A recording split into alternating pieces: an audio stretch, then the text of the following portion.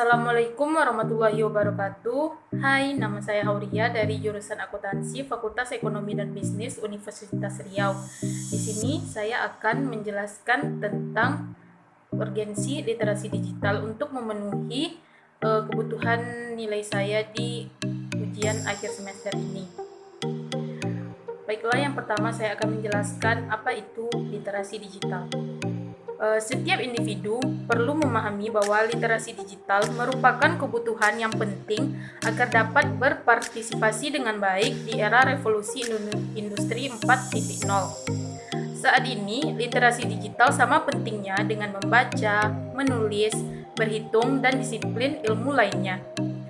Literasi digital itu sendiri merupakan pengetahuan dan kecakapan untuk menggunakan media digital, alat-alat komunikasi atau jaringan dalam menemukan, mengevaluasi, menggunakan, membuat informasi, dan memanfaatkannya secara sehat, bijak, cerdas, cermat, tepat, dan patuh hukum dalam rangka membina komunikasi dan interaksi dalam kehidupan sehari-hari. Literasi digital juga merupakan kemampuan menggunakan teknologi informasi dan komunikasi untuk mengkomunikasikan konten atau informasi dengan kecakapan kognitif dan teknikal. Digital literasi lebih cenderung pada hal-hal yang terkait dengan keterampilan teknis dan berfokus pada aspek kognitif dan sosial emosional dalam dunia dan lingkungan digital. Generasi yang tumbuh dengan akses teknologi digital yang tidak terbatas tentu memiliki pola pikir yang berbeda dengan generasi sebelumnya. Hendaknya mereka dapat bertanggung jawab terhadap teknologi yang digunakan untuk berinteraksi dengan lingkungan sekitar. Teknologi digital di era revolusi industri 4.0 memungkinkan terjadinya komunikasi tanpa batas. Sayangnya, dunia maya saat ini semakin dipenuhi dengan konten berisi berita bohong, ujaran kebencian, dan radikalisme, bahkan dimanfaatkan oleh oknum tidak bertanggung jawab untuk melakukan praktik penipuan. Keberadaan konten negatif yang merusak ekosistem digital saat ini hanya bisa ditangkal dengan menumbuhkan kesadaran dari tiap individu tersebut. Menjadi literat digital berarti mampu memproses berbagai informasi, dapat memahami pesan, dan berkomunikasi secara efektif dengan orang lain dalam berbagai bentuk. Dalam hal ini, bentuk yang dimaksud termasuk menciptakan, melakukan kolaborasi, komunikasi, dan bekerja sesuai dengan aturan, serta memahami kapan dan bagaimana teknologi harus digunakan agar tercapai aktivitas kerja, termasuk kesadaran dan berpikir kritis terhadap berbagai dampak positif dan negatif yang mungkin terjadi akibat dari penggunaan teknologi dalam kehidupan sehari-hari. Jika generasi muda kurang menguasai kompetensi digital, hal ini sangat berisiko bagi mereka untuk tersisih dalam persaingan memperoleh pekerjaan, partisipasi demokrasi, dan interaksi sosial. Sehingga yang terjadi adalah meningkatnya potensi keterpurukan bangsa akibat dari rendahnya kemampuan literasi yang dimiliki. Karena dengan begitu dapat diartikan bahwa teknologi telah mengalahkan generasi itu sendiri.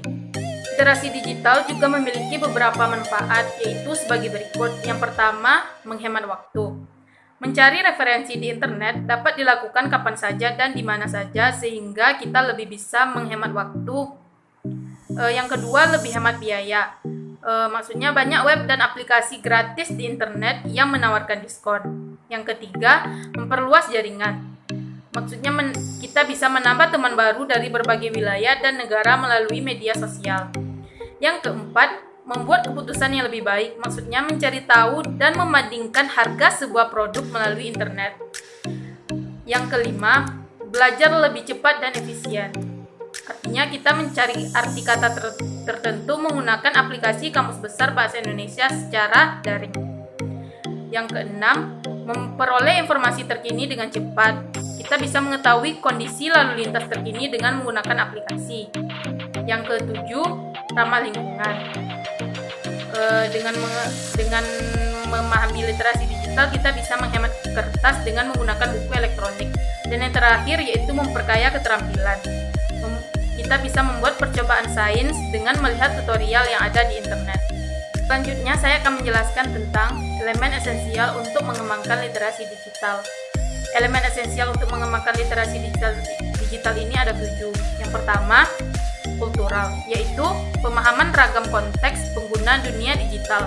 Yang kedua, kognitif, yaitu daya pikir dalam menilai konten. Yang ketiga, konstruktif, yaitu reka cipta sesuatu yang ahli dan aktual. Yang keempat, komunikatif, yaitu memahami kinerja jejaring dan komunikasi di dunia digital. Yang kelima, kepercayaan diri yang bertanggung jawab. Yang keenam, kreatif, melakukan hal baru dengan cara baru. Dan yang terakhir yaitu kritis dalam menyikapi konten dan bertanggung jawab secara sosial. Selanjutnya saya akan menjelaskan tentang tantangan dan peluang menggunakan literasi digital. Yang pertama yaitu tantangan. Berkembangnya peralatan digital dan akses informasi digital yang membanjir, keterampilan dalam literasi digital menjadi hal yang mesti dikuasai pengguna internet. Tercatat melalui riset yang dilansir oleh wearesocial.sg bahwa pada tahun 2017 terdapat 132 juta pengguna internet di Indonesia dengan angka pertumbuhan sebanyak 51% hanya dalam setahun. Sebagai salah satu negara dengan jumlah pengguna internet terbesar di dunia, perkembangan dunia digital di Indonesia punya dua sisi yang berlawanan dalam kaitannya dengan pengembangan literasi digital.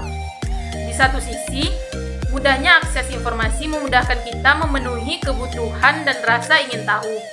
Di sisi lain, dengan tidak memiliki keterampilan di dunia digital, maka hal ini akan berdampak negatif untuk kehidupan kita. Berkembangnya peralatan digital dan akses informasi tentu menjadi tantangan sekaligus peluang.